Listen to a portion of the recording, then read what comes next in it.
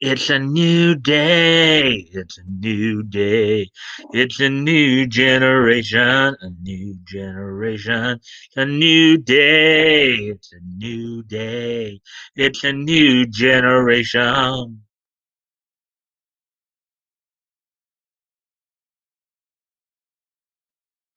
Gonna make it right tonight, tonight, tonight.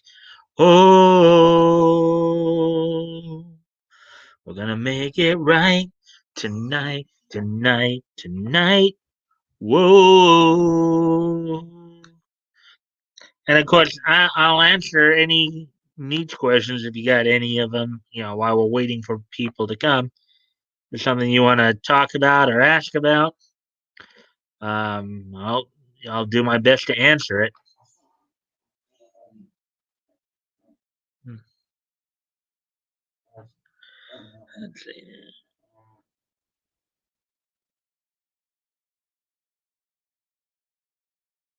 Hmm,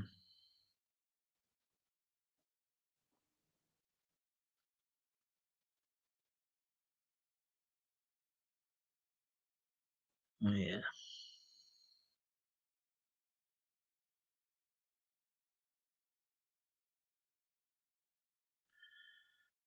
We'll wait for here for some people. See if more people show up. Huh.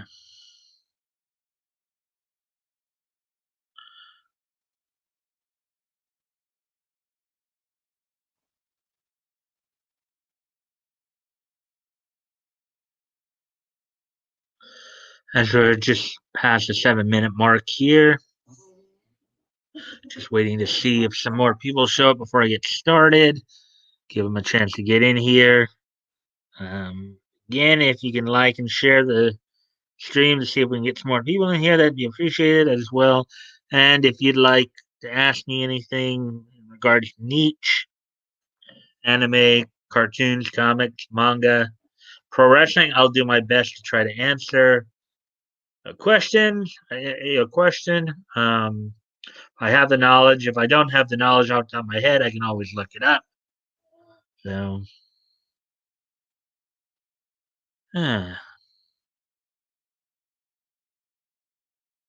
we're now at the 8 minute mark.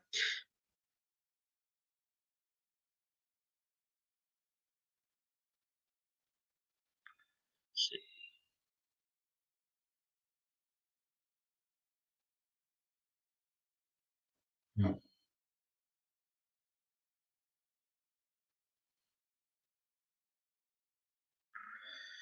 Yeah, yeah. I know Hero Hey recently did a video on some of the stuff that the dub voice actors have done over the past couple of years here. That was pretty interesting to kind of go back and look at all that. Um, some of the things they said and all that.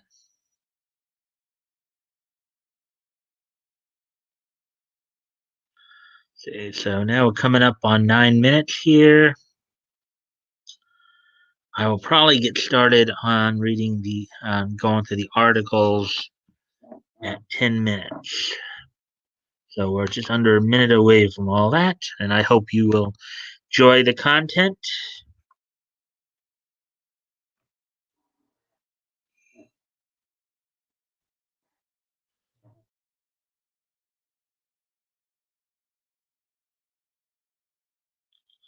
Now we're coming up on 9 minutes, 30 seconds.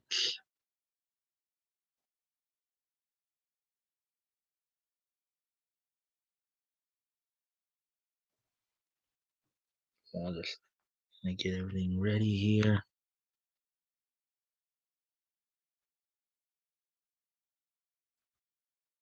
And of course, don't forget the end of the night, of course, I do this day in each history as well, which kind of looks back on some stuff, from the past. Okay. So now we're just past the 10 minute mark. So I'm gonna go ahead and get started on reading the articles here. First one we're gonna look at is this one right here. This one I think just came out yesterday. Ethan Van Sciver reports California comic book retailer to stop stocking DC Comics. Let's see. There's any? Not yet. Still, if they're still just listening in. Okay, fine. So here we go. It might be seen as a lump of coal for some this Christmas, but if the Ethan Van Sciver reported actions of one particular store are any indication of the direction the industry will take in the new year, customers could soon see fewer DC comics carried by retailers. Oh boy, here we go again with here we go again. In a recent YouTube video, former Green Lantern artist and Cyber Frog creator Ethan Van Sciver reported that he was sent a message by Anaheim, California retailer Pop Comics, um, who informed him that they will no longer carry any DC books in their store, in effect, cutting out a full third of the market from their stock. I guess he said this on one of his live streams. Pop Comics, okay. Pop Comics has decided that we will no longer be carrying DC Comics periodicals, monthly comics. The retailer told Van Sciver. Said, told Van Sciver said in a Facebook instant message before explaining how their trouble started, unsurprisingly, when DC severed ties with Diamond Publishing in April.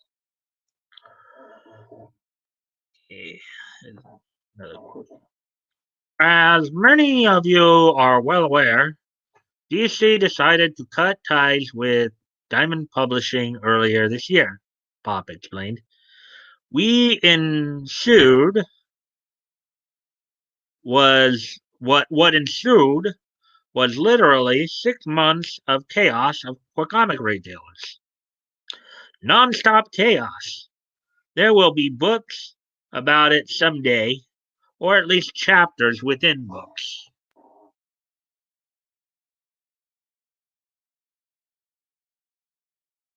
As noted by Van Sciver, comic retailers are caught in a conflict of interest between stocking DC titles to make sales and directly supporting New York based competitor Midtown Comics, whom DC currently uses as their distributor.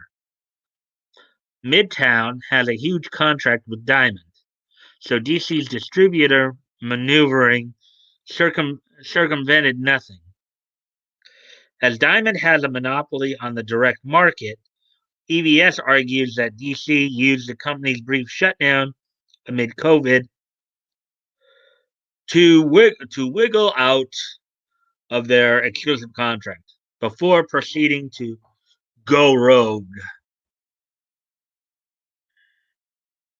DC's brilliant, self-interested solution was to make all US comics retailers buy their comics through two of our largest competitors within the industry, said Pop. Yeah, not ideal.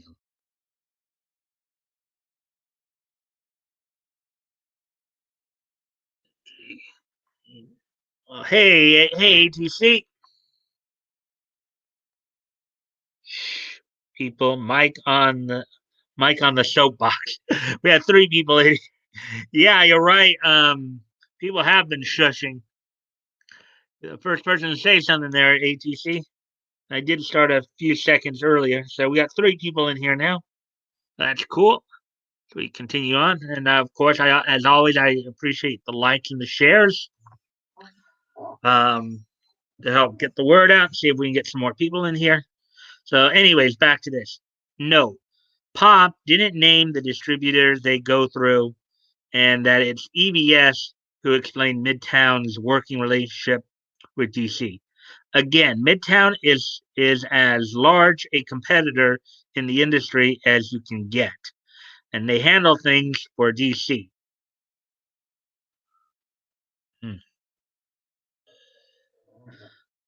But we ultimately caved and we chose one of them, and things ended up going well enough, they continued.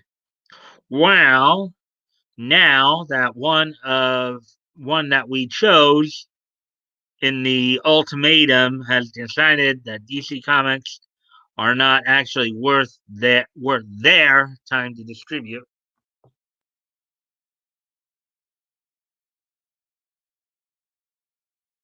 The retailer further stated that once again puts all the retailers who ultimately acquiesced and participated in their janky plan in an awkward position with no other option except to choose the other competitor distributor.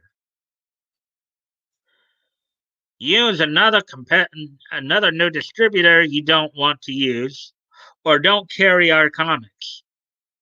Pop described the ultimatum, which ultimately led them to saying, "Okay, we're out."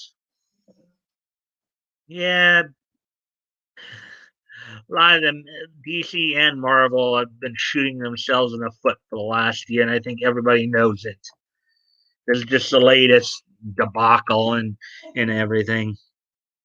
Pop's decision was an easy one, as they asserted that DC's last set of previous force changes nearly doubled our DC Comics workload and cost just to put the same books on the stands. The store then informed customers that this week will be the last week we'll have any new DC Comics on the racks and in your polls. That means no future state, etc. They wrote. We know that's a pain in the arse for many of you, and you have our sincere apologies. Yeah, but what I would advise is don't blame the comic book retailers, blame DC Comics for basically being, donkeys.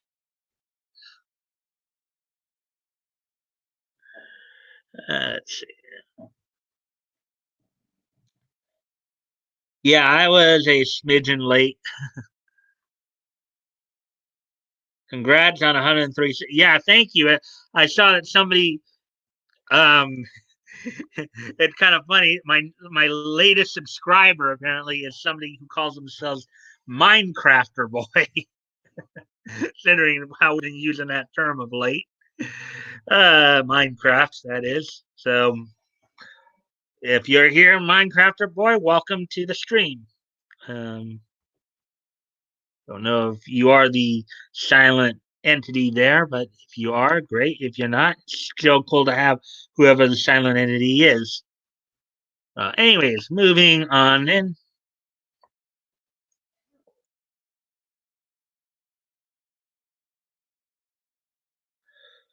However, Pop also noted that they will continue to stock hardcover and trade paperback collections, including reprint of EBS's Flash Rebirth out in May, ordered through Penguin Random House, whom the retailer characterized as an actual distributor rather than a direct competitor disguised as a distributor. Pop clarified that they're okay with readers' decision to buy or not buy DC trades after all this, writing, "Many ordering the collected editions will work for you. If not, we totally get it." In closing, Pop extended an olive branch, saying, "If DC at some point pulls their head out of their rump and provides a viable way for us to once again rack the periodical products, we will be more than happy to review those options as they come available. Though that assumes DC will even still be selling periodical comics by the end of 2021. Pop Pop jabbed at the comic publisher in conclusion.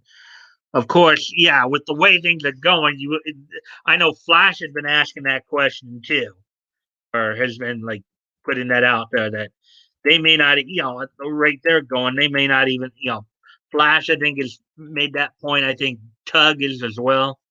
That the way at the rate they're going, they're probably not going to even be even distributing comics any, by the end of 2021, for all we know. How about that? Well, welcome, welcome, Minecraft boy. As ATC echoes my sentiments there. Thank you, ATC. Um, DC, who used to put over 100 books monthly, is cutting its line in March to 34 titles a month. Wow! So basically, they're cutting they're cutting their publishing by 2/3. Then Skyler predicts, in all seriousness, that their published titles will eventually be reduced to 12, um, with Batman related books composing most of their offerings. Yeah, the only titles in DC right now that seem to still be selling are the Batman titles. But from what I understand, I don't think a lot of the Batman titles. Well, I do know that Batwoman and Batgirl have been a bit woke, but as far as I know, they haven't. Batman still stayed true, and for a while. But anyway, a long time and firm believer that AT&T wants out of the publishing business, and DC will either be sold or closed down. And Skyler also popularized the term bloodbath to describe Warner Media and DC's ongoing layoffs. Which, yeah, it has seemed like a bloodbath, and we've talked about that on the. We've looked at those articles before too, where DC has been going through those periods of like extensive layoffs where they laying off people in double digits. What do you make of Pop's announcement? Let us know your thoughts on social media or in the comments down below. All right, guys, if you guys got anything to say, right now would be a good time to say it as I'm preparing for the next set of stories here.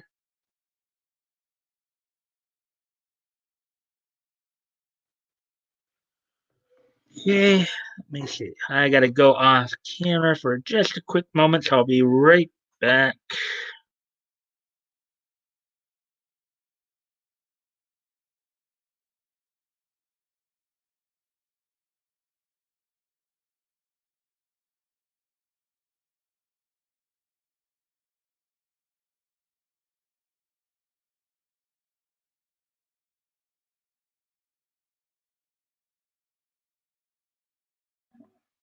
Alrighty, then I'm back. So now the rest of the stories for the night will be all anime related. The two more here on bounding into. Excuse me, one more moment. Sorry.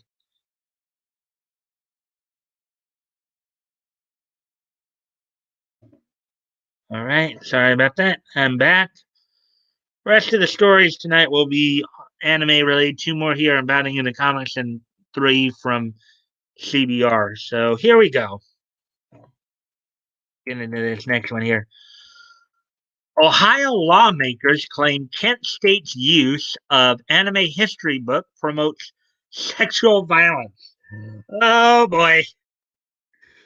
Another case of people outside the niche not getting it, probably. Let's take a look at this one. A pair of Ohio State representatives have threatened to rescind government funding from Kent State University unless the school pulls a book on the history of anime from its curriculum, claiming that the book in question promotes sexual violence.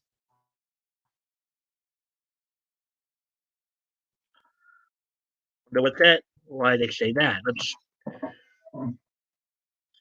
As first reported by Ohio's Fox 19, the row the row over the book in question began when a high school age student enrolled in a class at the university as part of a college credit program.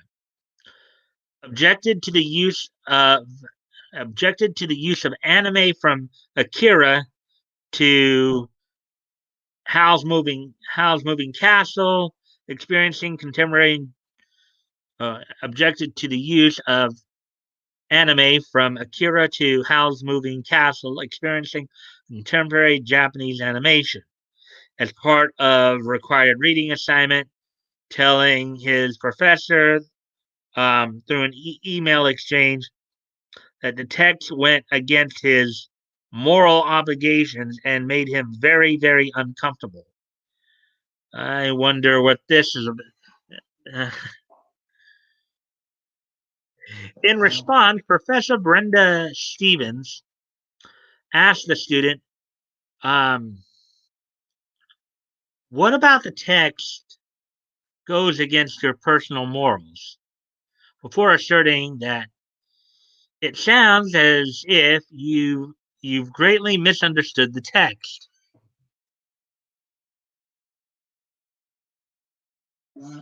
Written by Dr. Susan J. Napier, um, the academic text explores the social, artistic, and economic history of the anime genre and describes itself as the authoritative source on anime for an exploding market of viewers who want to know more. According to a review, Dr. Napier explores a wide range of anime titles from mainstream hits such as Akira and Ghost in the Shell to lesser known adult oriented films such as Wicked City and The Legend of Overfeed. Okay, kind of wondering what's going on here because this kid's got it. This high schooler's got to know that if he's taking a university course, there is going to be some adult material here. I mean, Mike, if you were desperately depressed, what would your imagined alcoholic drink choice be? None, because I don't drink alcohol. Period. Alcohol puts out your inhibitions. There's a phrase I like to use a lot. It's called drunken stupid because they usually go hand in hand. Most people who get drunk get stupid real quick because that the alcohol numbs that part of their brain that tells them, hey, maybe I shouldn't do this. And many, many, many people have done stupid things when they've been loaded on the sauce. So, no alcohol for me, thank you, because I do not want to lose control like that. Period.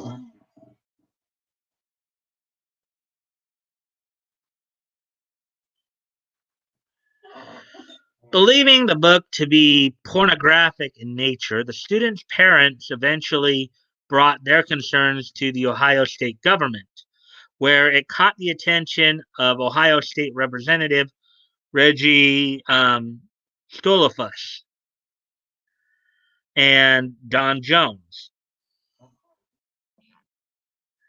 Okay, it's very it's very beyond pornography. All right, it's very beyond. It's way beyond pornography, asserted Representative Stolofus. It's violent. It's dark. It's violent sexual acts. The pictures are very twisted. Somebody with a twisted mind had to come up with this stuff. It talks about raping high school girls, arping high school age girls, and that's just the tip of the iceberg.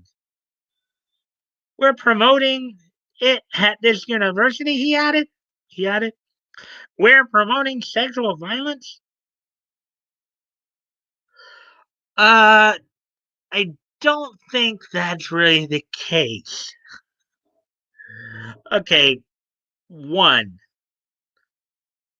you're sending your high schooler, who I would presume is 18, maybe if he's a senior in high school. Um, you're sending him to a university class.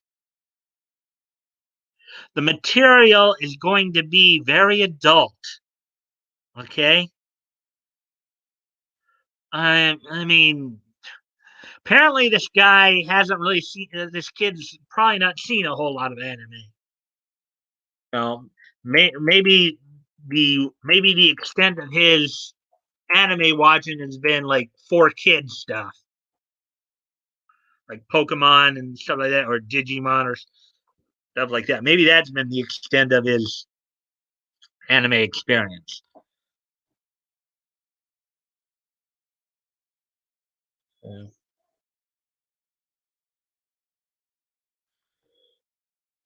I swear there are no choice I ever made that I regret unless we're talking about my exes and their sisters. Okay. Hey guys, hey Leto, what's up? I got the notification earlier about your stream earlier, but I was busy doing other stuff, so I wasn't able to drop by. Sorry about that. Um, but welcome. Laugh Aloud trying to get chat involved and not working. Well, Leto's here now, so that might help. Hey Mike, hey Toys. Um, yeah. Well, if you guys can remember to like and share the stream, that will probably help with the um with the engagement.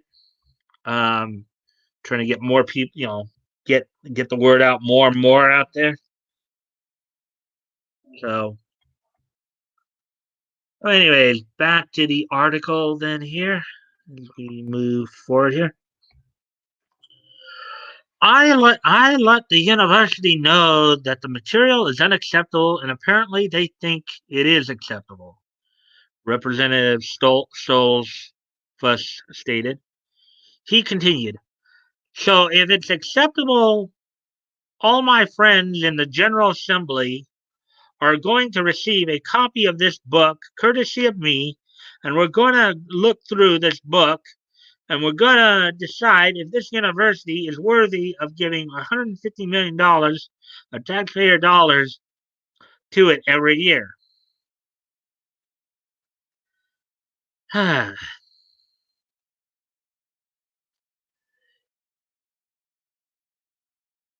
Again,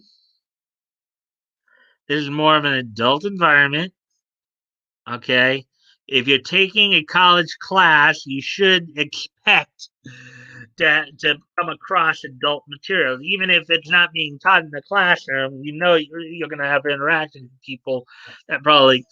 I mean, this could very easily open the door to getting, like in Ohio at least, you know, trying to get I don't know if you guys remember the story from Australia last year where you had that one Australian state senator who's trying to ban anime. Um, might have a similar situation here going on, and because of people's ignorance on it. Representative Stoltzfus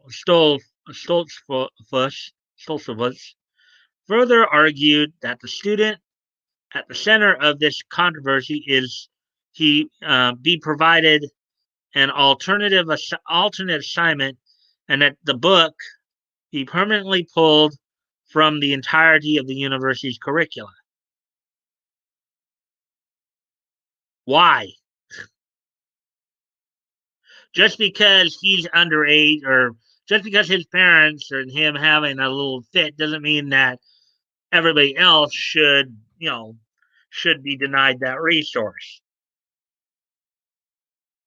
I know they can go out and buy the book themselves anyways, but I mean, this just the whole argument they're trying to make here just sounds kind of dumb.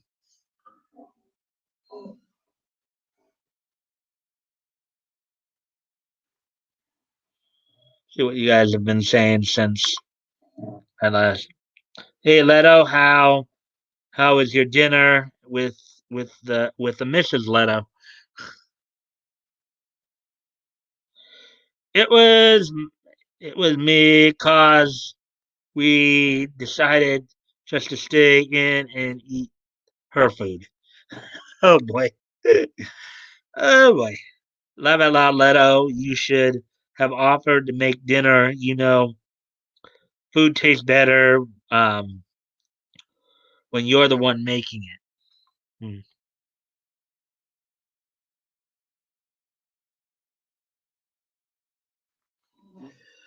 In an attempt to rectify what they believe is the public endorsement of sexually explicit and dangerous material, the two representatives penned a letter to Kent State demanding that the university cease the assignment of adult material to minors and review their policies to ensure it doesn't happen again. Okay. If he's a minor, then why is he taking the class? I mean, I understand wanting to get college credit, but if for one, he doesn't know anything about anime to begin with, then maybe he shouldn't be taking the class, you know, if he's going to get this worked up over it, you know. Let's see.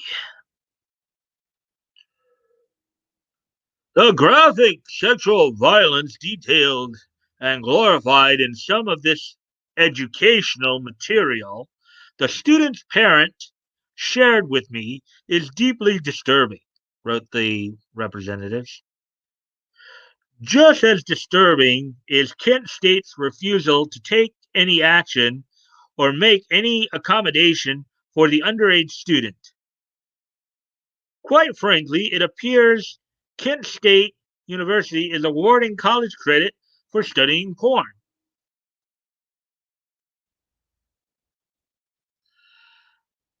I don't know if it's outright porn, um, for one thing, because yes, there is a lot of very mature sexual situations in anime and in manga. We all know it. We've all talked about it on several occasions. Um, but again, if if he's a minor, maybe he shouldn't be taking this kind of class.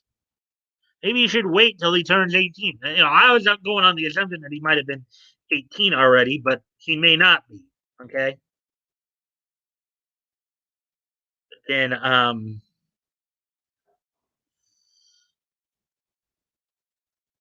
again, why take this particular class if you don't know it?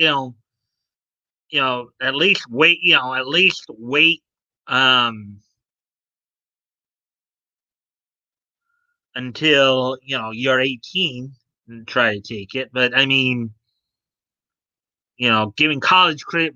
Well, okay. First, as most of us who are into anime, and for those who read manga as well, we know a lot of the material is very explicit at times. Just look at any etchy or harem type anime or manga. You know, um, the two also argued that this isn't about educational freedom or censorship. It sounds like censorship to me, and they were not suggesting that minors, or for that matter, any students enrolled at Kent State, be coddled in safe spaces or shielded from the truths, triumphs, and tragedies of history. But rather, we're saying students should never be forced to study pornography in order to pass a class. Yeah, well, again, I don't think it's porno. But then again, without knowing the specific material, they're looking at. I can see their argument because I don't. But again, a lot of the anime has. But you also have to look at the context of it. The thing about pornography is pornography tends to be more gratuitous. And look, like we're up to 4 people now. Wow, goody, 4 people. Let's see what you guys have been saying since the last time I checked in on you. Actually, it looks like somebody. Let me see something here. Somebody else. Oh wait, no, that was one of Leto's. Okay, so here we go. But it usually tastes better when I'm hungry and I don't cook. Laugh out loud. Oh my God, Leto. Leto, what's your Twitter? I don't post much on Twitter. I just retweet art. Laugh out loud. I actually gave up my Twitter account like I don't know, almost 2 years ago, I think.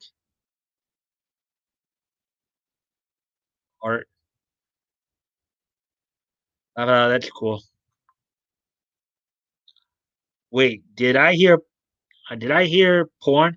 Yeah. Apparently, some Ohio State representatives think a particular book they're using in an anime history class is porn. That's right. That's what you're hearing. Speaking of porn, Leto is making the room eyes during his stream today. Just kidding. During Okay, harems are a lot of work. Historically, um, ion ion harems were left in charge, while kings left off for war. And we call these people as they are concubines. Um, concubines, by the way, is spelled Concubines. Just let you know there. I saw a lot of it to see how my model looked with this new program, and he looked very French. Oh God, oy, oy, oy, oy vey. Laugh out loud. Um, Mike Twitter's a dumpster fire. Come back, just don't comment. I am not going. I doubt if I'm gonna ever go back to Twitter. Because I'm just too much of a hothead. Bedroom eyes, Mike. Hungry eyes. One look at you and I know. Little Eric Carmen right there. Anyways, back. See this. So let me see. I'm gonna look something up real quick here. Just want to check something.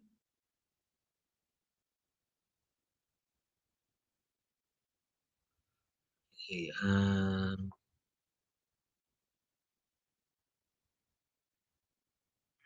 I'm just looking up something here because let's see what this is. I have sneaking.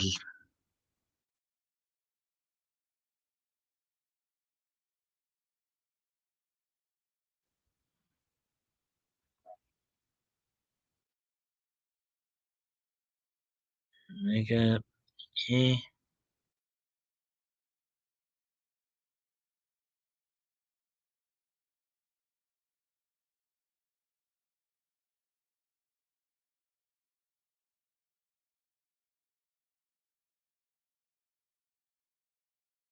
Current one here. I guess this is the. I'm just what I'm looking up is I wanted to see what this guy stole for. or whatever his name is.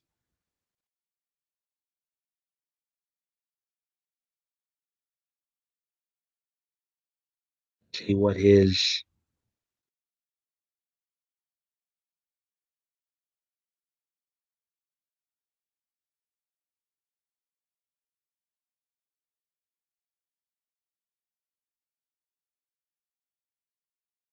Oh, he's a Republican.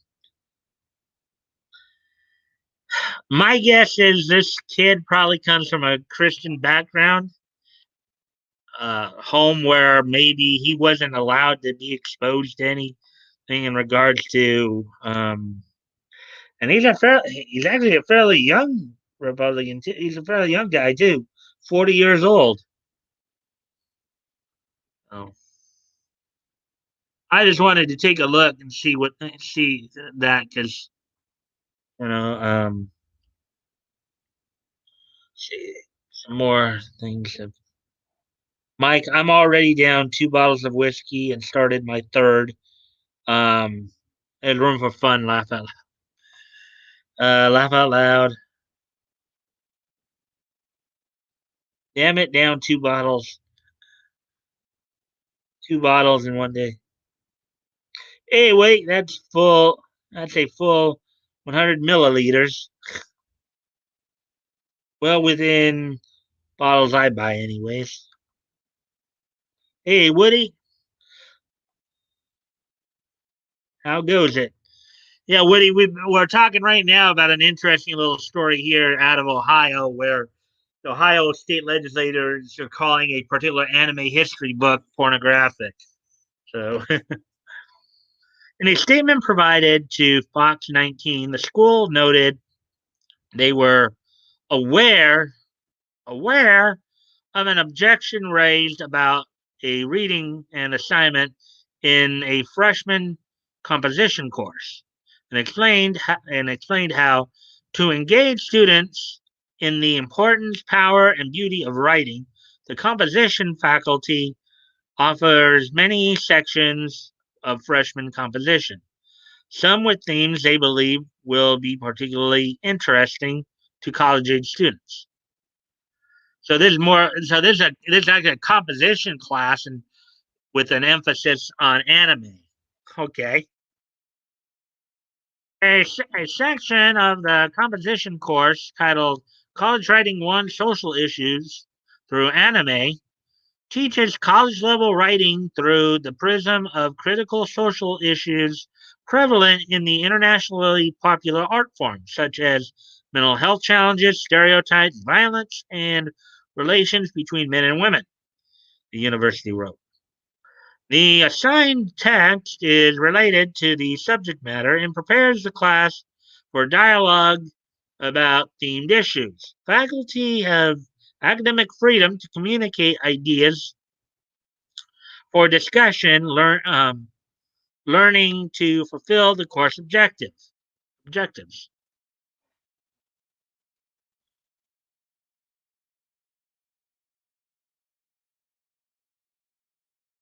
Kent State also refuted the parents' initial accusation that the school had assigned objectionable material to their child without their knowledge, clarifying that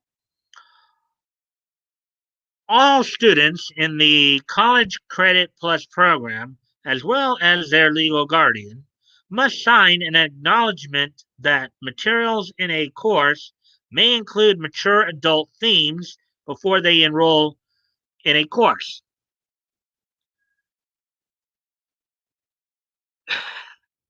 Okay, if they have that kind of waiver, the parents, okay, apparently the kid doesn't watch anime. Kid doesn't probably know a whole aside from probably just stuff like Pokemon and stuff that you'd find on 4Kids. Um, Parents probably didn't know much about anime. Um, so it just goes to show you the level of ignorance here. And the fact is, the parents were pretty much warned that this kind of material could be in the class. You know, I mean, he could find, you know, if he finds it objectionable, he could always drop the class and go to another class or um find another course that's has material that's more to his liking.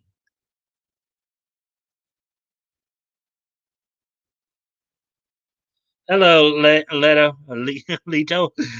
Things are fine up here in Arkansas. You will. The bottles are 750 milliliters each, and third's almost gone. When you're gone. Pardon, Leto. Wowzers, act. Laugh out loud. We got five people. No, we're down to three people again. Laugh out loud. Woody used to be five bottles before my spelling got bad. Guess things happen that way. Laugh out loud. I think I might drive into the um, absentees tonight. Yeah. Wonder what Bat goes up to right now. Yeah, not showing up yet. We're already at the 30-minute mark here. Okay. As of writing, the specific content featured in the book that caused offense to the two lawmakers remains unknown. But an interview with Otaku USA, Dr. Napier speculated that it was one chapter on pornography in Japanese animation. Okay. I could see the parents being upset about that, but they also kind of were warned that that material could be presented. And I don't think it's just, you know, I mean, eventually you're going to find out what pornography is anyways. Okay, so this is just some of the stuff is very unpleasant. It does show real violence against women, Dr. Napier elaborated. I thought it was actually important to bring up pornography. It was reasonably widely available, and I knew people in the West were looking at it. So I thought some people should explore it. I thought if you wanted to understand anime as a total part of the Japanese culture, you have to be aware of this. And I see a reasoning behind that. Okay? You can't just, pornography's out there. Okay? You can't just ignore it. You don't have to watch it, she added. I never suggested that. You know, and if you think about it too, depending upon how the curriculum's set up and stuff like that, you're studying it from a point of looking how how another society views what you might call pornography. You know, what could be one person's pornography is another person's casual sex. You know, so it's a matter of opinion and opinion. You know what they say. My dad had a very interesting saying. Everybody's got an opinion. It's just like everybody's got a butthole. So, Dr. Napier also offered her thoughts on the growing issue of censorship, telling the anime news outlet, nowadays we're very concerned about what we say, which in many ways is a good thing. We need to be careful not to engage in hurtful or hate speech. But I think there's this tendency now where to not deal with controversial subjects. Mhm. And I think that some pornographic and anime is disturbing. But I think precisely because it's disturbing, it ought to be dealt with. My guess is, though, she doesn't think it need to be dealt with by censoring it. She continued. Um, we do have to engage the things that are ugly and distasteful in a rational, objective fashion. I think if we ignore things, if we try to put a fence around certain subjects, I think all that does is hide them. I think this kind of issue of finding controversial things you don't want to read and judging an entire book by it is also disturbing.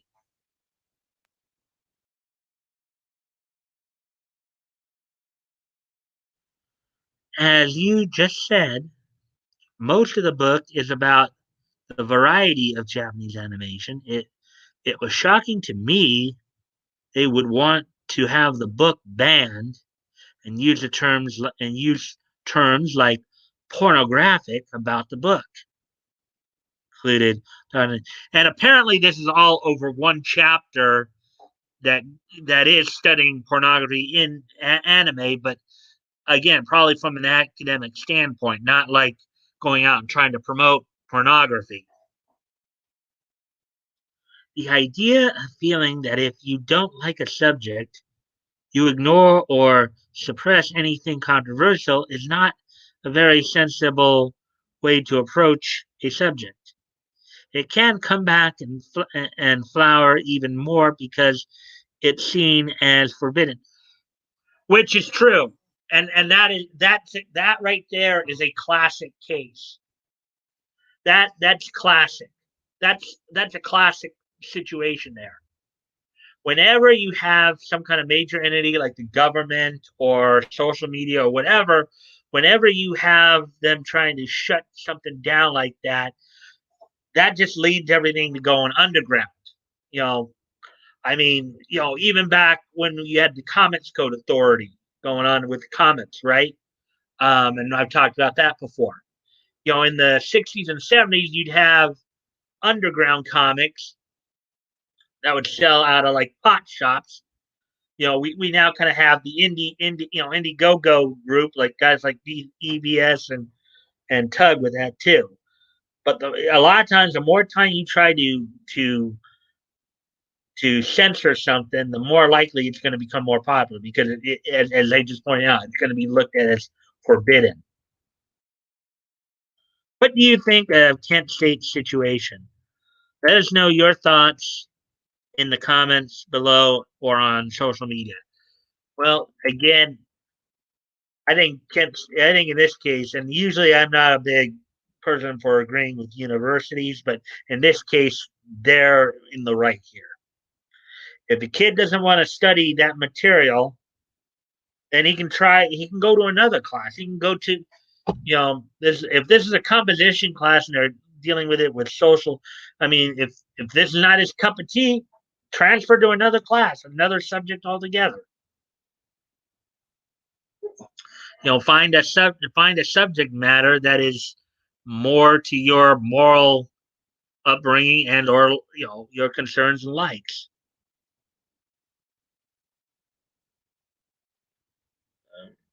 See what you guys have been saying since last night.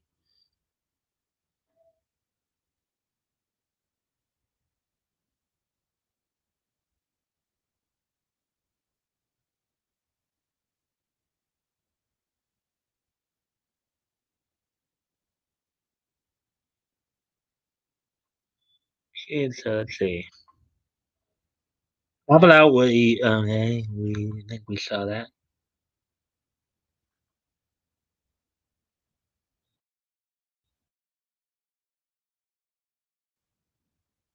Wasn't Jack Yer the name of the Riddler? No, no, no, no, no. The Riddler was Edward Nigma. Jack Napier was the Joker. Jack Napier was the Joker. Edward Nigma was the Riddler.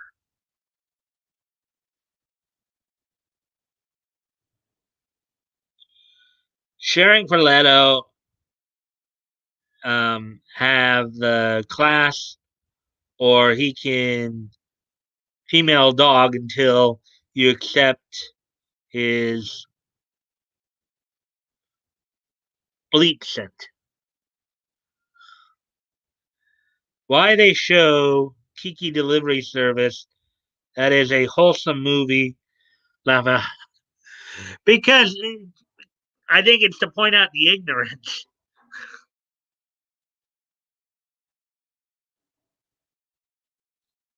Mike, I think Leto needs a wrench.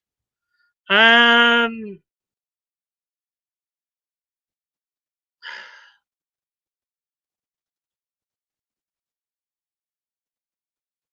maybe. I mean, I think for now we still have enough mods.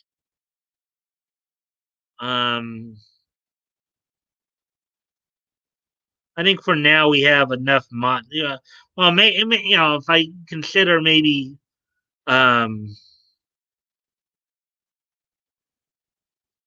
think for now we have enough mods. Hello,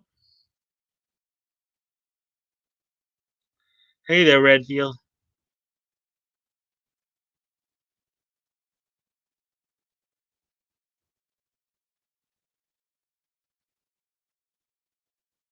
Hey, Solid.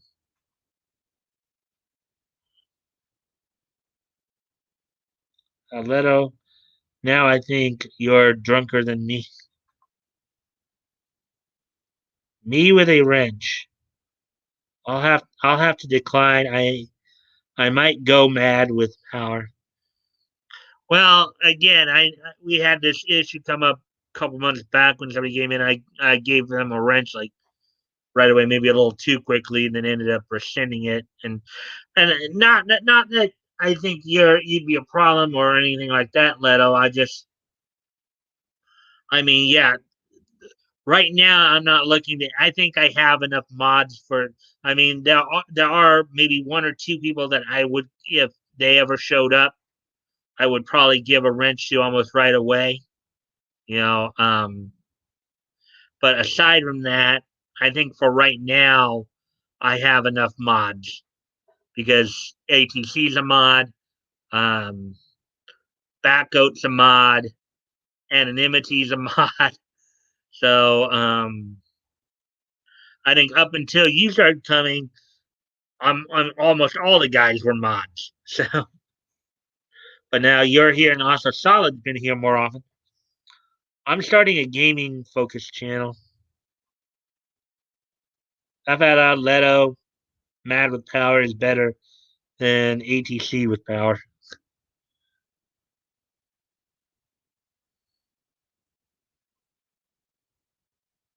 Hentai. Yeah. Redfield, are you going to add a mic for viewer interactions? Sounds cool, Solid.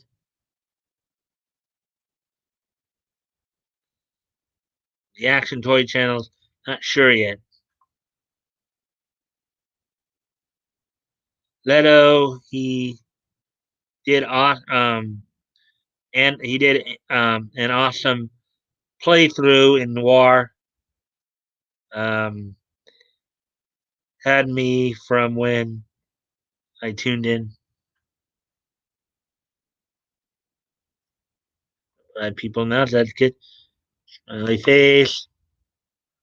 I'll check it out as soon as the stream is over. Leto. We're already past the hour mark. That's from someone who's colorblind and now is not our friend. And Noir is not our friend.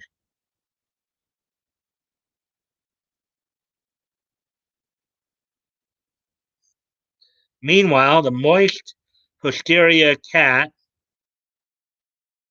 WAP song is just fine award winning. It got me killed during Ada's segment. So Mike stream, Mike streams are awesome. I wonder if they would benefit from an off-screen avatar. Then that brings up the question, Mike, would you uh, feel more comfortable with an avatar so you don't need to off-screen so often? I prefer just being live. I mean, yeah, I could just pull up my own. I could just keep my avatar up all the time, but I'm more prefer face to face.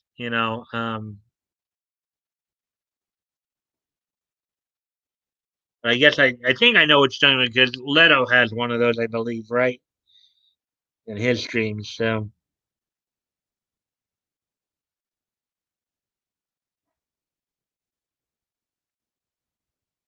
PMG the Jenna sit Jen,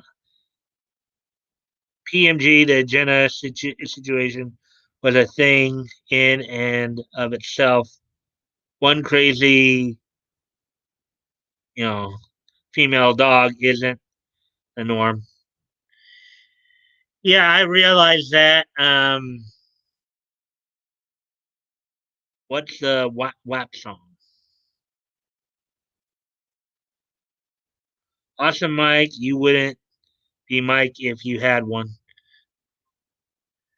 Yeah. Well, that's kind of my thing. So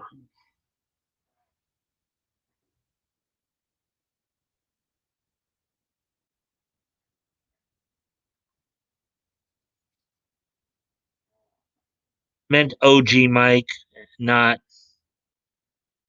OPMG. Hmm. Yeah. Well, I mean,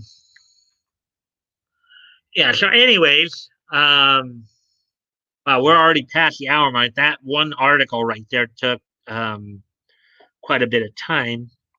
So I'm going to move on to the next one. Next article here. It was a very interesting article, though. Let's see. Here's one in regards to Funimation. Our lovely friends at Funimation. Let's see what they're doing these days.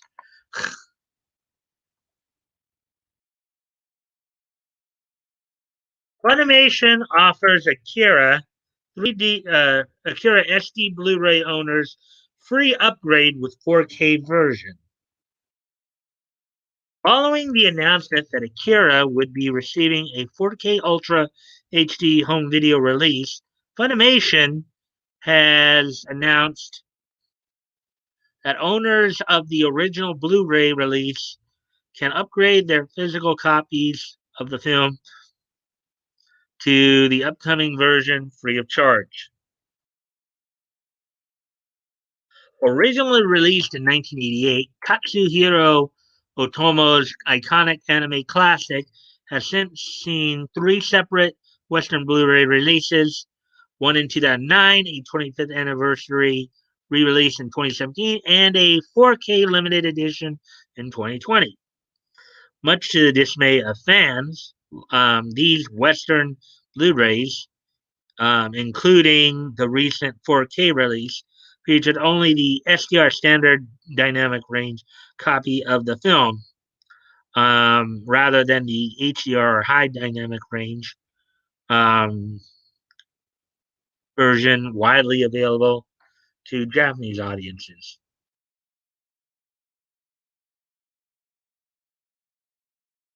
However, on December 22nd, Funimation announced that as beginning in February 2021, an HDR high dynamic range version of the UK Ultra HD Blu-ray of Akira will be available. They would offer customers the opportunity to exchange their physical copies for the upgraded edition at no extra cost. Of course, though, from what we've been hearing, Funimation's still been having, production problems and what have you with some of this stuff. Funimation is committed to making sure that this historic film matches the artistry which Otoma-san intended, as well as in the format you want to enjoy it in, explained the company. We know this might cause some headaches, but bear with us as we make sure you get the latest version of the release at no additional cost. Trying to make fans happy, which is a rarity for animation. Seems that way, anyways.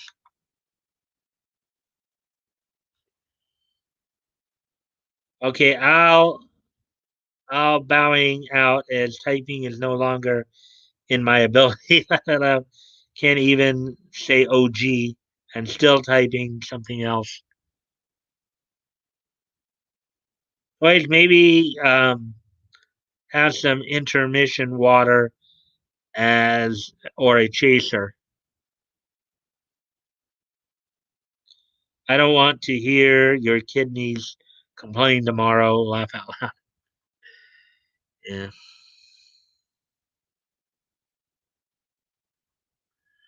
So, anyways, in order to request the 4K HDR version of Akira, Funimation is asking fans to please send an email to Akira 4K replacement at Funimation.com, US, Canada, or Akira 4K replacement UK at Funimation.com, UK, Ireland, with Akira 4K as the subject, and provide your name, mailing address, email address, and proof of purchase, receipt or confirmation email, and photo of the disc. Thankfully, Funimation um, also noted that if customers were unable to provide a receipt or confirmation email as proof of purchase, you will be requested to send your current disc to Funimation. So fret not if you get the Akira 4K limited edition for Christmas, you can still upgrade your disc they added. I gotta go off camera for just a quick sec. Be right back, guys.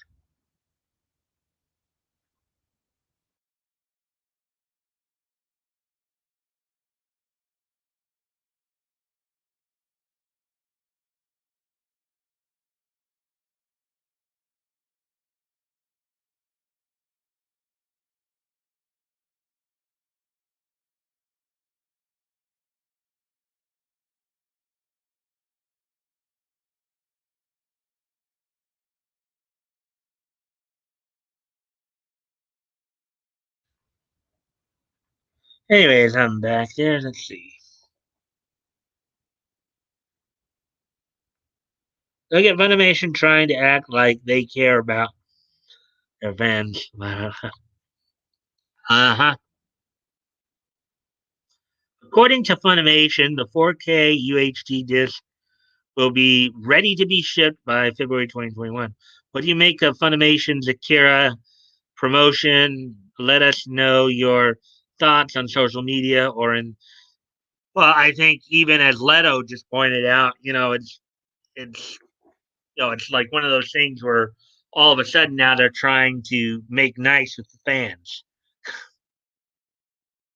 They've probably taken such a big hit over the past year and a half that you know they're just telling everybody that they are really suffering.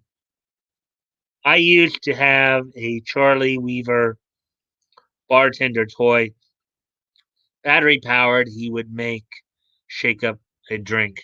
Mm. Anyways, good to have 5 people here. And of course, guys, I do appreciate any likes and shares you guys have to see if we can get some more people in here. I do appreciate everybody being here thus far. Um,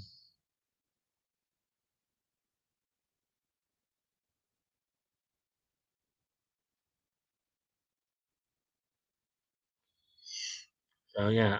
So anyways, now moving on from this article to getting to the next season. Those should likely see what happens with those.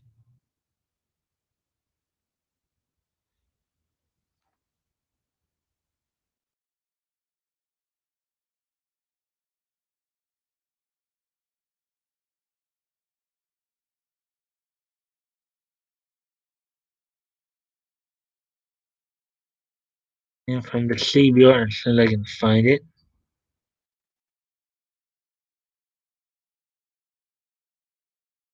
And somehow,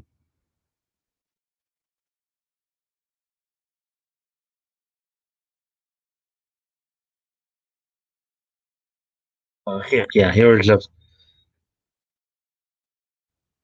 This is the first of the three articles from CBR that we're going to be looking at here.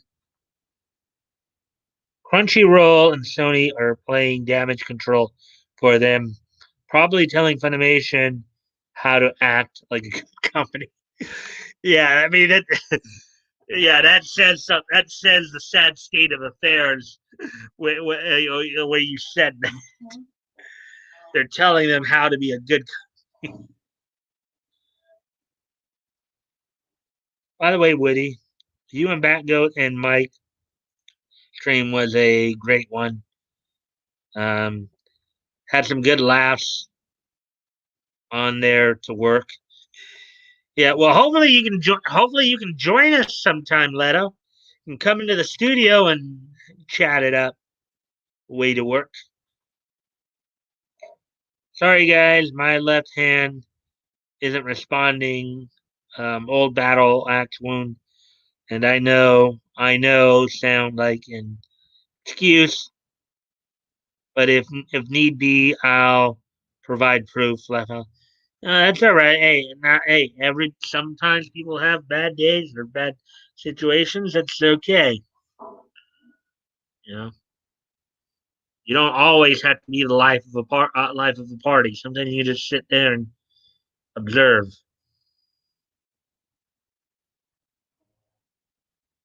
The best new shonen anime of 20. So this is the next article we're going to look at. The best new shonen anime of 2020. Um, let's see. From mega hits like Jujutsu Kaisen to underrated gems like Smile Down the Runway, here are 2020's best new shonen anime.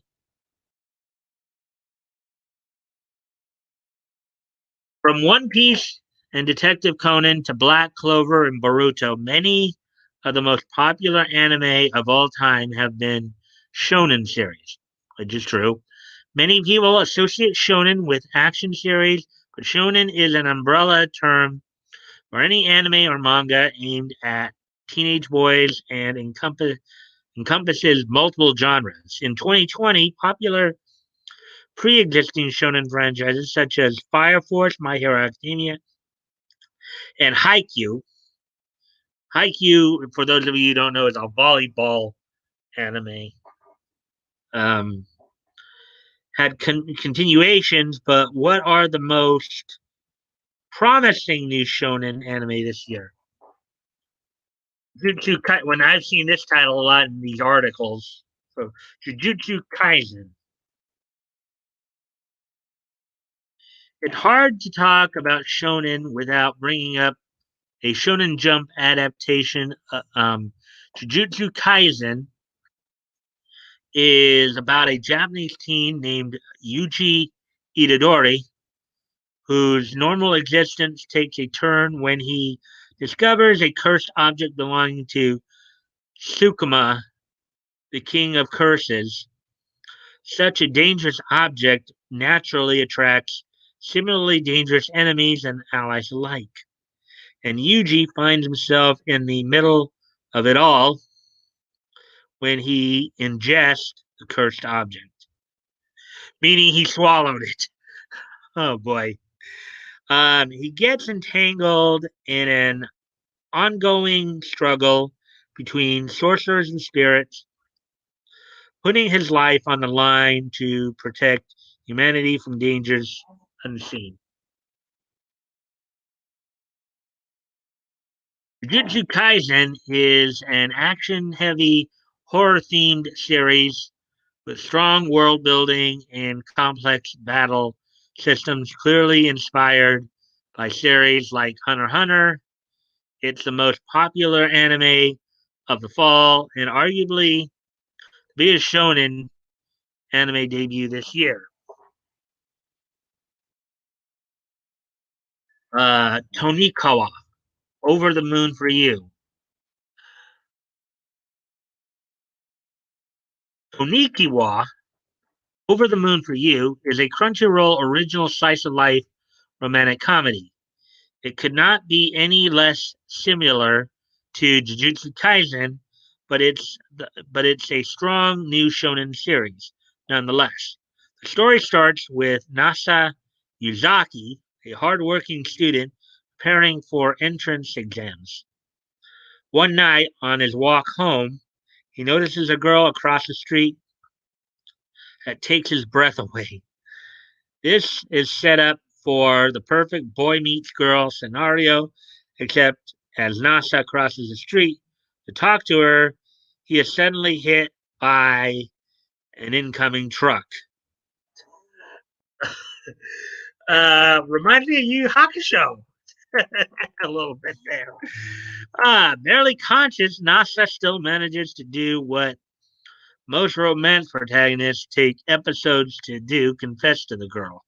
Surprisingly, she reciprocates his feelings, but only if he agrees to marry her. A couple of years later, the girl shows up again, and the two actually follow through on their promise.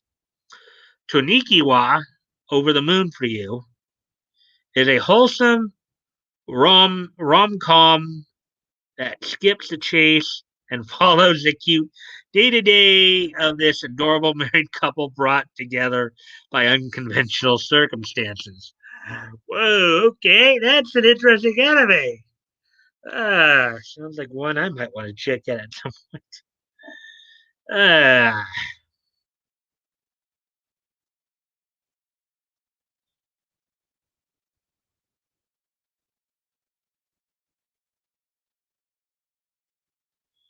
apparently maybe there's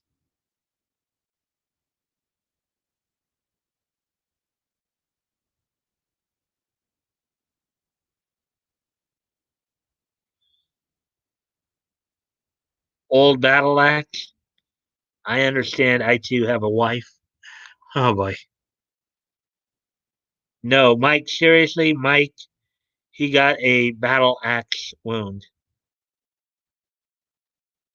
Oh, no, no, Mike, seriously, Mike, I've got a. Okay, well, I don't know why you're telling me that.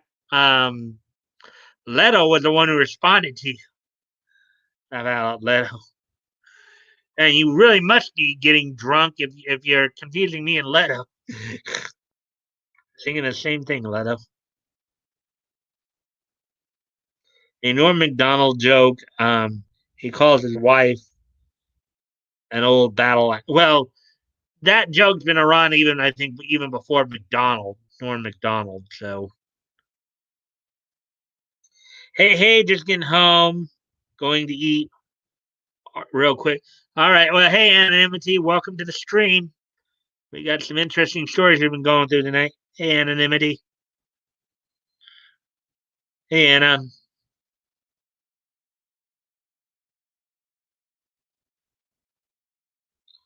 Can't get into Hunter x Hunter, even though it's the same writer as Yu, and I love Yu.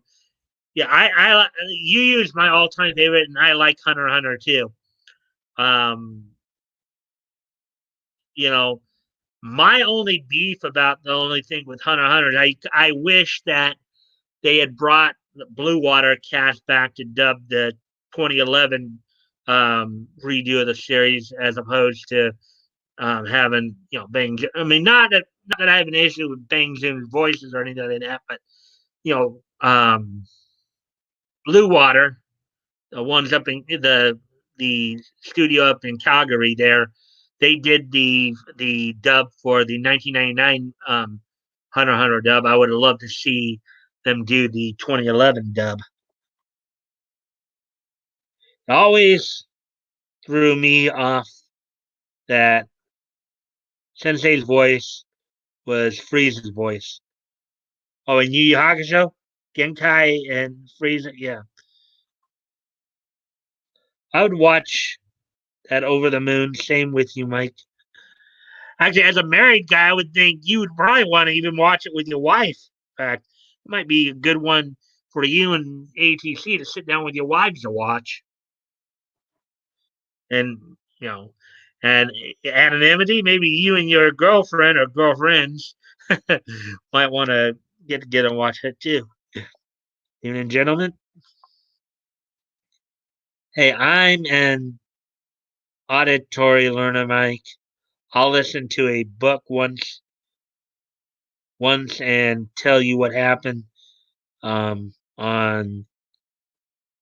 chapter 102. Laugh out loud. NXN was awesome. Was sad to see the old man go down. My wife hates anime. Laugh out. Yeah, but this one, well, the way this one is though, maybe that one might be one that that she might be able to get into because of the material there.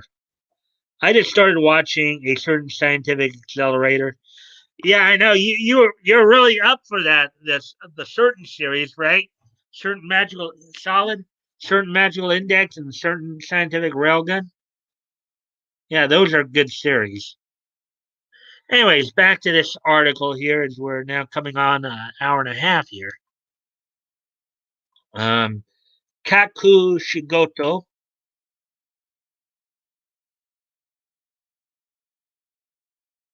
Excuse me. Sorry. Kakushi Goto is a wholesome family story about single father Kakashi Goto. Um, okay, Kakashi Goto. Um, he makes a living drawing lewd manga, and he attempts to raise his daughters to the best of his, or to raise his daughter to the best of his ability, while hiding his profession from her. Like Tonikawa, this is a comedy, but its humor is more mature, ranging from the absurd to the satirical. Apart from the comedy, the series also has an informative insider perspective of the manga industry, kind of like Bakuman and kind of like Bakuman for one. What's another one?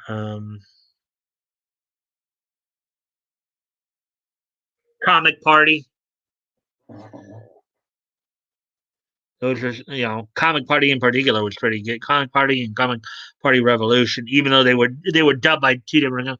Comic Party was dubbed in New York, and then Comic Party Revolution was dubbed in Houston. So let's see.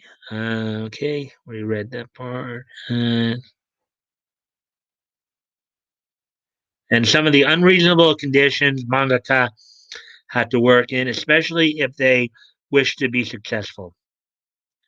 That success is something Kakushi um, wants to have for his daughter's sake, who wishes for him to become someone important. Kakushi's drive to be important, quote unquote, while also shielding his daughter from the bad things in the world, make a lovely father-daughter story filled with wacky misunderstandings and commentary and occasion melancholy. Moriarty the Patriot is next here. Let's see what we.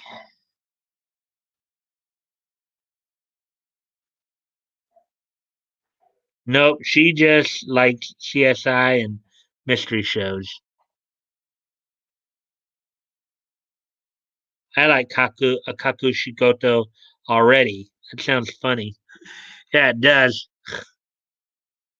Yeah, girls mostly want you to watch what they want to watch. We have to wait till they go to sleep. Uh, I like the comic party. I think Action Toys is going quite tonight. Love you guys. I have fun. All right. Well, hey, go and get some rest if that's what you need to do, man. Have a loud night. Um. All right, toys. All right. Hope you have a good night, buddy. Moriarty, the Patriot, is great. Um. They in Indo. They um. They need a good job retelling some of the Autoites classic tales. Ha ha ha! Action. Yeah, I've gotten into a certain franchise. Accelerator is my favorite character. Yeah. Mikasa's pretty cool too. And Mikasa, the way her fighting style and the way she moves is very, very interesting. I mean, you know, um, as a fighting style, she moves pretty well. She's pretty agile. You know.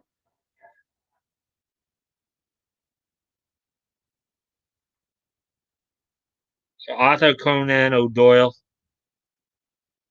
I think it's just Sir Arthur Conan Doyle. I don't think there's no O in front of that. Today, the whole chat can't type worth a dang.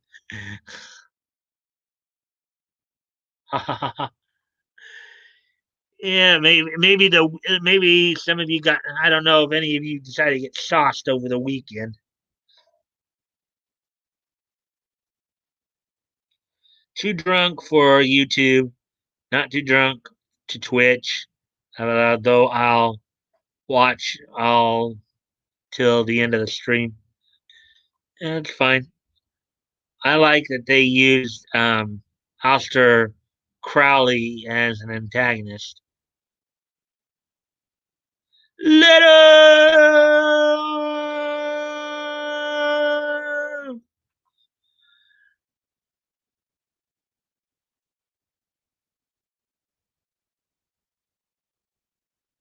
We continue on with the story here. Moriarty the Patriot.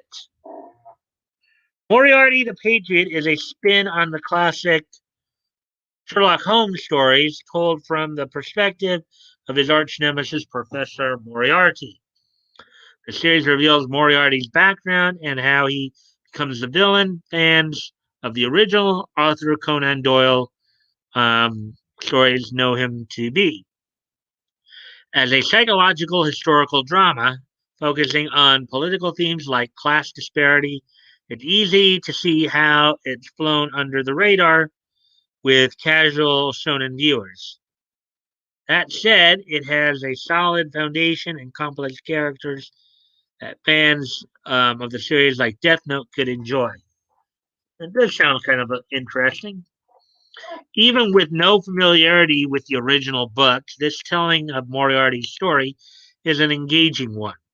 As you watch him and his brothers help the poor enact justice on the rich in ways that involve creative problem solving and meticulous planning, how Moriarty orchestrates the perfect crime without getting his hands dirty is truly a sign to behold, establishing the series as one of the top shonen debut this year.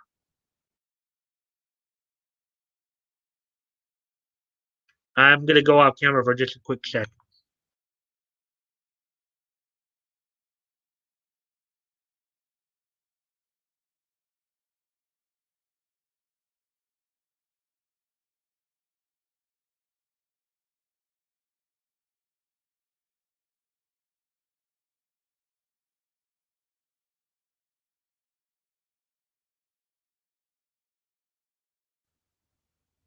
Oh, yes, I was about to sneeze there. So laugh out loud. Redfield, remember when Alistair was was a good guy, though it was a game. Laugh out loud. Action. Yeah, I do. Oh, here we go. Toilet. Toilet bound Hanukkah-kun. Hanukkah-kun. Oh boy, this one's gonna be interesting to read, I bet. Toilet Bound Hanukkah-kun is a colorful supernatural comedy in a Japanese high school setting. It follows a girl named Yashiro Nene, or Yashiro Nene, as she gets roped into Nene as she gets roped into the life of a ghost that haunts the girl's bathroom. Hanako-kun, it is rumored that Hanako-kun grants the wishes of anyone who summons him. But when Nene does, hoping for a shot at love, she gets a bit more than she bargained for when she ends up as Hanako-kun's permanent assistant. Assistant for what? To help him maintain the balance between humans and apparitions, of course. It's a simple premise elevated by unique visual execution. Studio Lurche um, does a wonderful job of bringing the original manga to life with expressive characters and vibrant colors that make the world pop. Between the fun comedy, stellar visuals, and sprinkles of mystery to string things together, Toilet Bound Hanako Kun shouldn't be missed.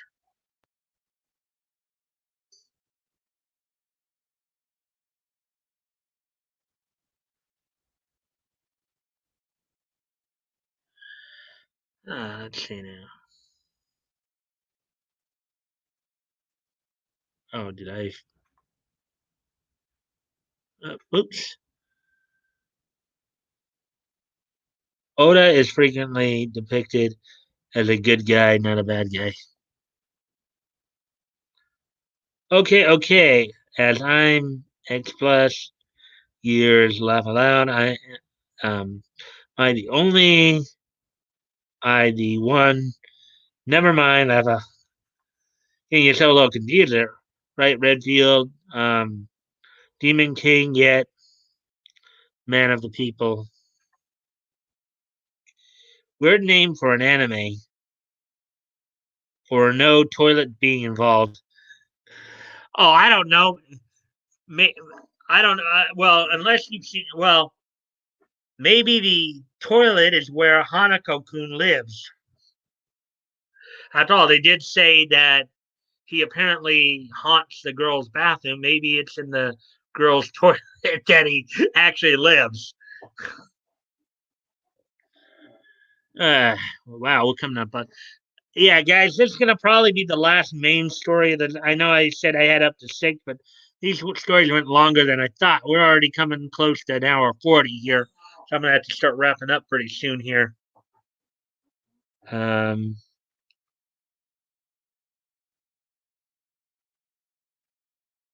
Hanukkah Kun for the Jewish anime.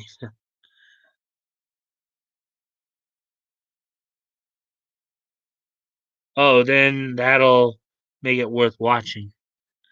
Well, I don't know, Woody. I gotta go off camera for one more time here, real quick. I'll be right.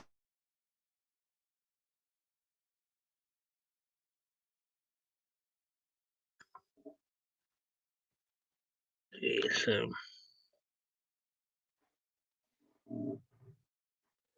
Sleepy Princess in the Demon Castle.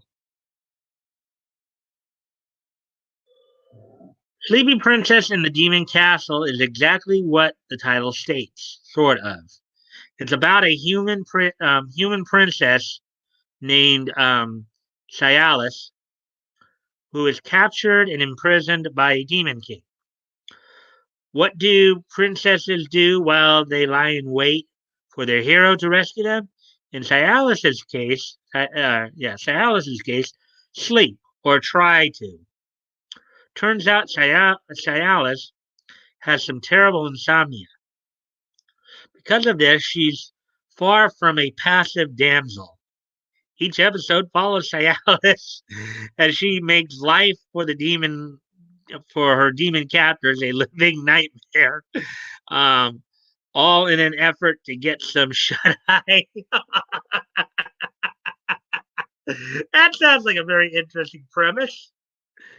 What makes such a simple concept so enjoyable is that Cialis is far from your stereotypical princess. She's intelligent, crafty, and even straight up ruthless at times. She's a princess who quickly goes from prisoner to resident without her or her demon captors even realizing it. Sleepy Princess in the Demon Castle is an enjoyably laid back sleeper hit. A sleeper hit. Yeah, knock you out to where you get some sleep, right? Uh, let's see.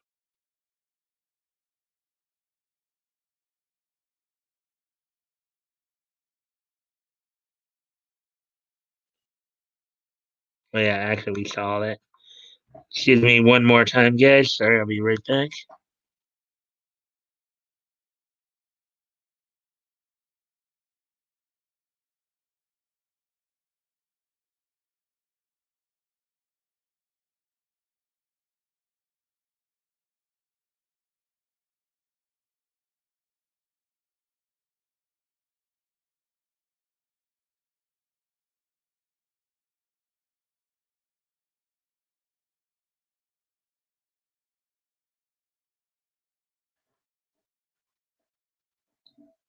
Right, I'm back. Let's see now.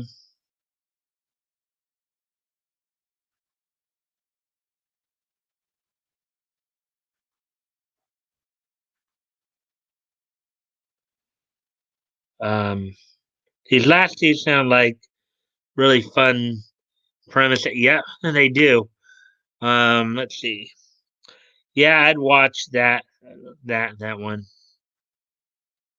I feel like I've been anything but a crushional in this case. In this case, I humbly kneel and offer my wrench back our Lord Mike. If he asks for it, I would fall on my sword. You're fine. Just um, not like you're saying anything that's that's inappropriate or like really out there. You just it would be hard for me to watch a character named Cialis without constantly being reminded of the male potency drug have the same name.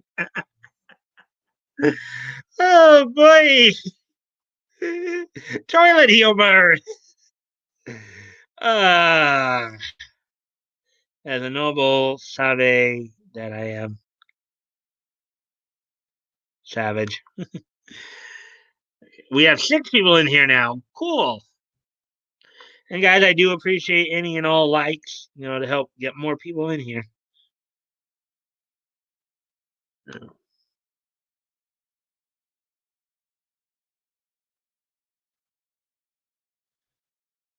Anyway, Smile Down the Runway.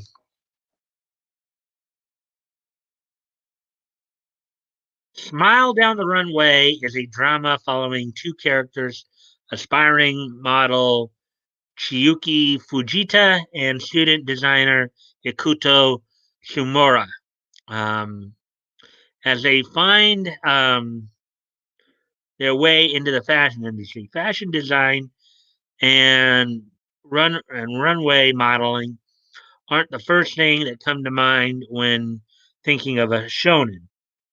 However, watching two characters struggle to realize their dreams as they face as they're faced with rejections and setbacks, watching them conquer their own physical limitations and constantly push themselves just bleeds shonen. A la Naruto, a la Yusuke Urameshi. Excuse me, I'll be right back.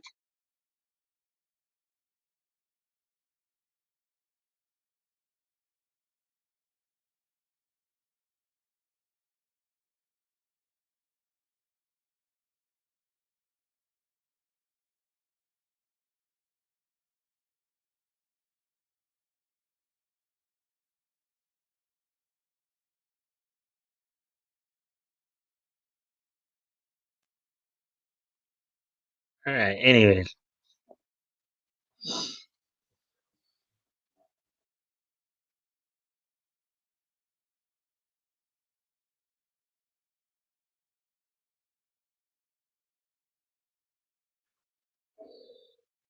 Woody Lavalin, the antagonist, is Viagra.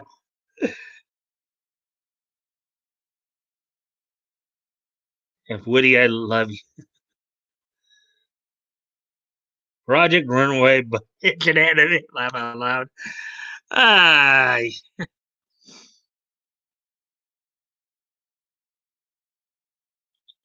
let's see. This series does a great job of turning a niche subject into something interesting, educational, and easy to follow. Its execution makes the most intimate things feel like life or death situations in typical anime fashion. No pun intended. It's not a flawless series and probably not for everyone, but it has such a wonderful emotional payoff. The end that secures its spot as one of the best new shonen of 2020. All right. Well, I did say that I had 6 stories tonight, but we only got through 4 because we're already at an hour and 47. So I think it's about time to start wrapping up here, guys. Um, so are you guys ready for this day in each history?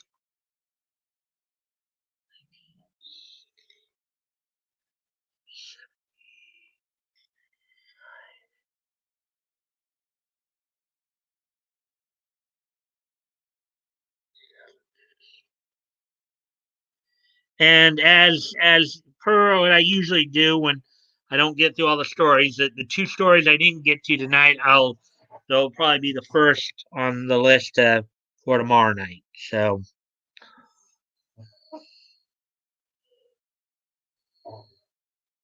are you guys ready for history? Ready for niche history? Oh boy, am I ready. I'm ready as ever. Okay. So here we go then. So today is Monday, December 28th, 2020. Let's take a look, let's take a look back on this day in niche history.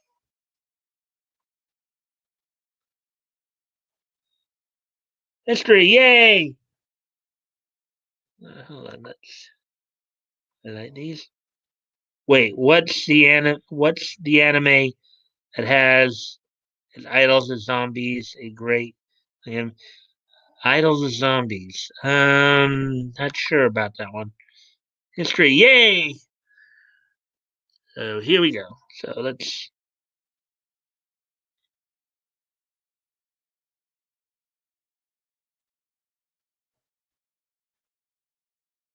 So on this day in Egypt, our first stop, we're gonna go back 60 years here.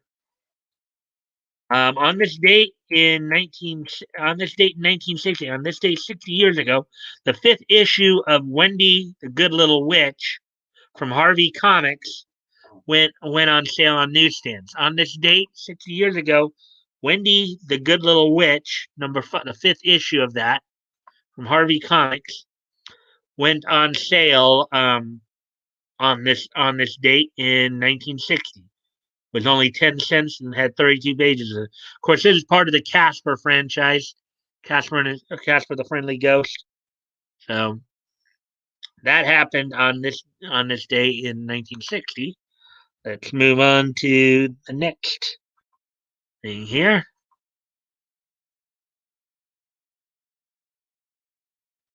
Move on to 19.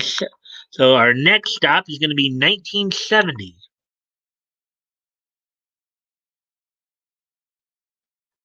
Leto said something here.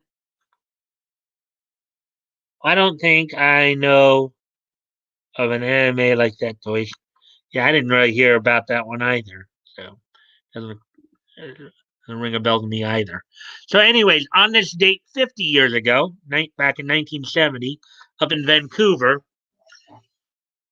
Big Thunder Gene Kiniski would defeat the Mormon giant Don Leo Jonathan for the NWA Pacific Coast heavyweight title. The Vancouver version of that title. There have been a few others out there, but on this date, 50 years ago today, Big Thunder Gene Kiniski would defeat the Mormon giant Don Leo Jonathan for the Vancouver version of the NWA Pacific Coast heavyweight title.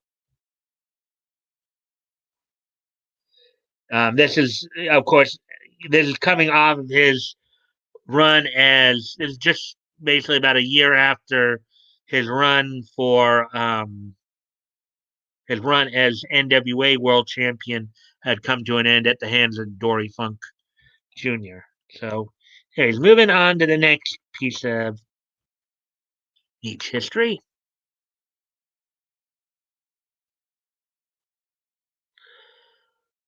On this date, so we now head to 1995. On this date in 1995, um, Gerald McBoing Boing is added to the National Film Registry. Now, this is the 50s. This is not the more recent one that was on Cartoon Network recently, about a couple years ago.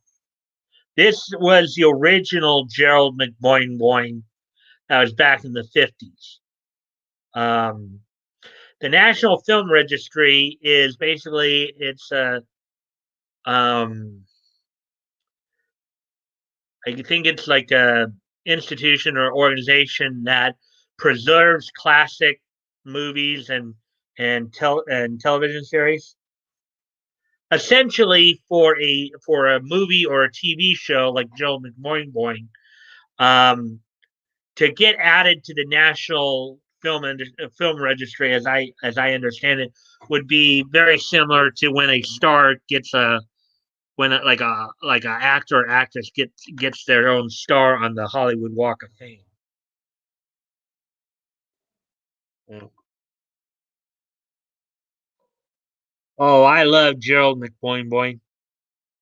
Yeah, but on this date in 1995, as I said, Gerald McBoing Boing gets added to the National Film Registry as uh, as they seek to preserve classic television and movies, classic television series and movies.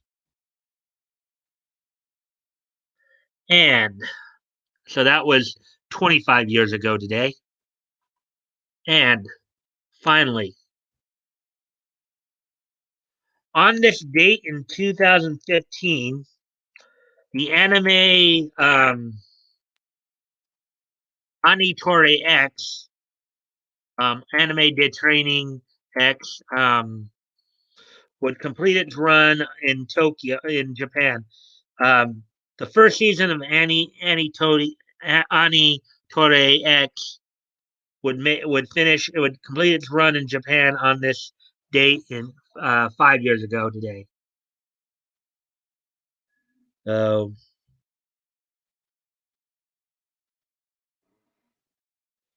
he was quite the sound effects wizard. Yep. So, anyways, so that's all that for tonight. I thank you guys for joining me. We're wow, we did get all the way up to just about all the way up to 2 hours here. But as I said, the two stories I didn't get to tonight, I'll add those for tomorrow night. Maybe try to get two or three. Get a few more in there, see what happens. So, And don't forget, again this week, for Thursday and Friday, I'll be opening up the studio again for anybody who wants to join me. So whether that be Woody and Batgoat, ATC, or anybody else who'd like to join, Leto, maybe we can get you in there if possible, um, to be able to be part of the conversation. So I thank you guys again. I thank you for dropping in, and I thank you for hanging out tonight. Um, and until tomorrow night, I bid you adieu and good night. Bye.